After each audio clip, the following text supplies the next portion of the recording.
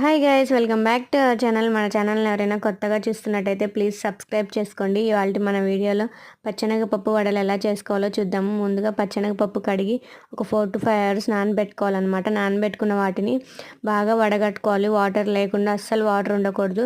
దాంట్లో కొంచెం పప్పు తీసుకొని పక్కన పెట్టుకోవాలన్నమాట. పక్కన పెట్టుకొని మిగిలిన వాటిని మిక్సీ వేసుకోవాలి.